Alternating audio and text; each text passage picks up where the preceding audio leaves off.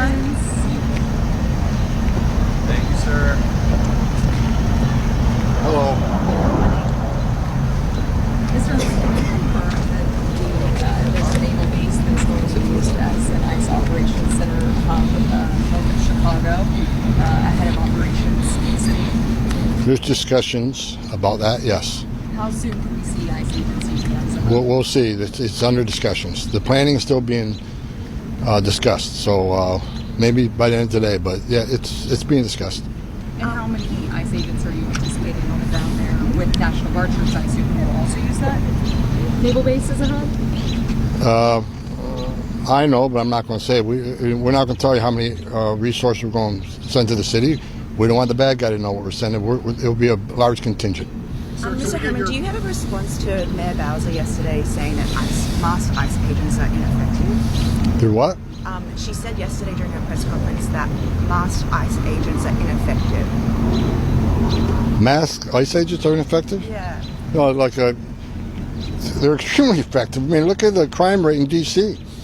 President Trump's going to make D.C. the model city of the world. I mean, this is a capital, the greatest capital in the world. It has to be an example of the whole world, and the crime rate's already dropped significantly. It's not based on data. It must be based on her skewed opinion, because I see the numbers every day. They're doing a great job. DC's much safer today. She ought to be. If she had an ounce of integrity, she'd be thanking President Trump for making DC safer again. Sir, there are reports from different parts of the country that you have criminals now putting on masks, dressing in ersatz police gear, ballistic vests and whatnot, and robbing people. How should Americans be sure that if they're approached by someone wearing a mask, wearing a vest, presenting and pointing a gun at them, that's a police officer, an ICE agent, a federal agent, and not a criminal? Well, the criminal's been wearing masks for a long time. I mean, I saw groups like Antifa commit thousands of crimes over the past few years wearing masks, and no one complained about it. But look, every ICE officer has insignia on whether HSI or ERO. And I can't prevent someone from making pretend they're. I've seen in my career, I've seen people paint a car as a Border Patrol color. Unfortunately, that happens. We'll hold them accountable when they're caught. But the bottom line is, I don't particularly like masks, but the ICE officers need the mask because their families are being doxxed. And believe me, I know, because I'm a victim of it. Their families are being doxxed, their children are being doxxed, their families are being put in harm's way. But no one asks the question, why didn't you got all these legislatures out there want to pass laws that prevent ICE from wearing masks? Meanwhile, I don't see any legislation in Antifa unmasking, or these people do these violent counter protests. It's not just protests that turn violent and attacks ICE officers. No one's asking for legislation to take their mask off. So ICE agents are doing what they got to do to make this country safe again. So they're doing a fabulous job. It's a dangerous, important job. But their families are being attacked. And I know for a fact, because my family's been attacked. I support them wearing masks. And a lot of it's based on, that question should be given to the lawmakers on Capitol Hill, Democrat lawmakers who want to compare ICE to racists, the Nazis. It's just disgusting, because ICE is enforcing the laws they enacted. If Congress don't like what ICE is doing, they can certainly change the law. And the protesters, the ones that turn violent against ICE, why don't they go to Capitol Hill and protest Capitol Hill? They wrote the law that ICE is enforcing. So any member of Congress to call ICE a racist or a terrorist for enforcing the law they wrote is disgusting on every level. They shouldn't be a member of Congress. The other day in the cabinet meeting, the president talked about trying to find the right balance between the president's tough immigration policies and also helping out American farmers who rely on undocumented migrants to pick their crops. What does that compromise look like from your perspective? I'm not going to get ahead of the president on that. I'm discussing that with people, but until the president makes a final decision, I'm not going to get ahead of him. I'll support what the president comes up with. Again, this is a job of Congress, right? If there's a need for these workers to be into the country, we have a lack of those workers, and Congress has certainly improved the visa program. But I'm not going to get ahead of the president. I'll wait till the president makes his final decision, and we'll go from there. Sir, how many people are still detained at Alligator Alcatraz, and do you still see a role for that facility? It's about 50% full right now. first of all, I disagree with the judge who made that decision. I went down there. I walked through the detention areas where these people sleep and live. I saw a clean facility, a well-maintained facility. I went to the medical center and talked to the nurses there on staff, looked at the medical facility. It was great. I even asked, what if there's a serious situation here? Can you handle it? And they can. And if it got too serious, there's a helicopter right there on premises to take them to the nearest trauma center. That's better than a lot of U.S. citizens have. And I even went to the cafeteria, and I actually looked at what they were serving for lunch that day. I opened it up and looked at it, and it was good food. And the whole environmental concern, I was briefed by the person running the facility that all the waste is removed from that facility every day, taken off-site and removed from the facility. And as far as the complex itself is built on existing infrastructure, the runways and the airport was already there. These are just off-site facilities. Now, I'll say this. I thought it was a great transition facility, but I do think ICE needs more brick and mortar facilities. We've got the money now to build infrastructure, like we're building the wall and other things down there. We need permanent facilities.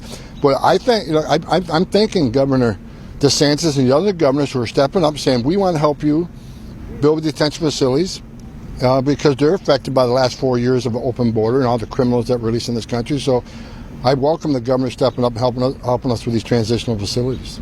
Mr. Homan, as the president talks about sending the National Guard into other cities like Chicago, is this a way to target sanctuary cities? No, I think you're sending to, National Guard would be in cities that have crime problems.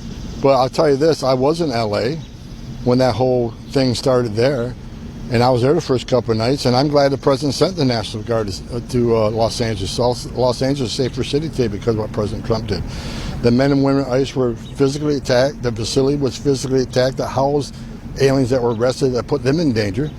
After 2 days, the governor of California and Mayor Bass not taking action, President Trump did. He made the right decision. So National Guard, they're not out there, being the head of enforcing immigration law. They're assisting ICE and ICE operations to help with the infrastructure, intelligence, transportation. ICE officers are making arrests, but as far as the National Guard going to cities and making it safe again, I see great success in Washington, D.C., and I agree with the president sending them to cities that have a high crime rate.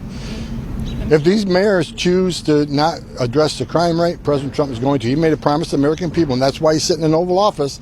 American people put him in there because he promised to make America safe again. That's what he's doing. Mr. Homan, why hasn't that happened in New York yet, considering you called for ICE agents to be more present in New York? We've had an increase in ICE presence in New York. What about National Guard? Do you think they should be sent in the next few months? I won't get ahead of the president and where we go next. Mr. Homan, Can I ask a question about data on crime reduction numbers due to deportations, self-deportations, and the removal of criminals from the United States? Yeah, there's been several studies by several groups here in D.C. The crime rate has dropped down in areas where we've done surge operations. I don't have the exact numbers in front of me, but look, not every illegal alien in this country is a public safety threat, but many are. For that percentage that are, when we deport them, that makes the city safe again. And despite what I read in the media, that we're arresting all these non-criminals, I look at the number every morning on the way here. I look at the numbers every morning. There's about 22 pages of data. 70% of everybody ICE arresting is a criminal. But the left says, well, not criminal enough, it's just a DUI. DUI kills over 10,000 people a year. That's a public safety threat. I don't care what anybody thinks. 70% of the people ICE arrest are criminals. Who's the other 30%? National security threats. We arrested thousands of national security threats. Many of them don't have a criminal history because their whole goal is lay low till they do their dirty deed. Gang members, a lot of gang members don't have criminal history. And finally, final deportation orders. People who had due process at great taxpayer expense, they were ordered removed by a federal judge and they didn't leave. And we're looking for them too. Because we're sending a message to the whole world. It's not okay to enter this country illegally. It's a crime. It's certainly not okay to ignore a judge's order after you begin due process. The message we're going to send, we have consequences. And one of the reasons we have such a secure border right now is not only because of great work the men and women of the Border Patrol have done, and the president signing executive orders like Remain in Mexico and Ending Catch and Release. A part of the success of the most secure border in this nation's history is because we're showing the world there's consequences. You enter this country legally, it's not okay. If you get order removed by a federal judge, you're going to leave. We're going to make sure of that. And I think the world's seeing ICE operations throughout this nation, 1,000 teams out there every day. We're sending a message, and that's helped greatly reduce the amount of people who are trying to come to the border.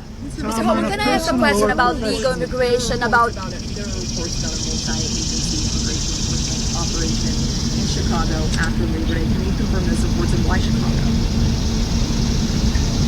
Look at the crime rate in Chicago. I mean, when this administration first came to power, Brandon Johnson, mayor there, he says I wasn't welcome in Chicago. Where was I the first day? Chicago. And I was up there in operation. And I remember that first day, if I remember the numbers right, the first day we took like 9 predators off the street. Sexual child predators off the street. We arrested members of TDA. We arrested Trendo Iowa. We arrested members of MS-13. We arrested 2 people that were convicted of murder that were walking the streets. Illegal aliens. So, in one day, look what we did. Chicago still has a crime problem. So President Trump, again, made a promise to American people, we'll make this country safe again. So Chicago has a crime problem. That's why President Trump's thinking about it. Mr. Homan, a question about... ramping up after Labor Day? Operations are ramping up across the country, but you can see a ramp up of operations in Chicago, absolutely. You're going to see a ramp up of operations in New York. You're going to see a ramp up of operations continue in LA.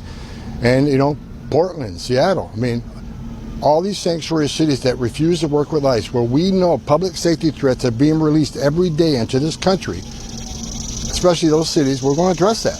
We don't have that problem in Texas and Florida where all the sheriffs are working with us and they're actually holding people for us and letting us know when someone's being released. So we're going to take the assets we have and move them to problem areas like sanctuary cities where we know for a fact they're releasing public safety threat, illegal aliens to the streets every day. That's where we need to send the majority of the resources, and that's where they're going. Mr. Homan, on legal immigration, the Trump administration is considering reduce the duration of visa for students and journalists. For journalists, for instance, the I visa would be now that lasts for a year would be 240 days. Can you confirm this? And why is this important? Why do you consider this important to limit the duration for visa for journalists? I can't confirm that. No. Tom, on a personal or professional level, can you just offer your reaction to the Catholic school shooting yesterday? It's heartbreaking. I mean, I made no qualms about it. I'm a lifelong Catholic, and I actually went to Catholic school, and it was terrible. What happened was terrible, and I hope y'all hit your knees last night and said a prayer for those children and their families. I mean, it's a terrible, terrible thing. And, just terrible.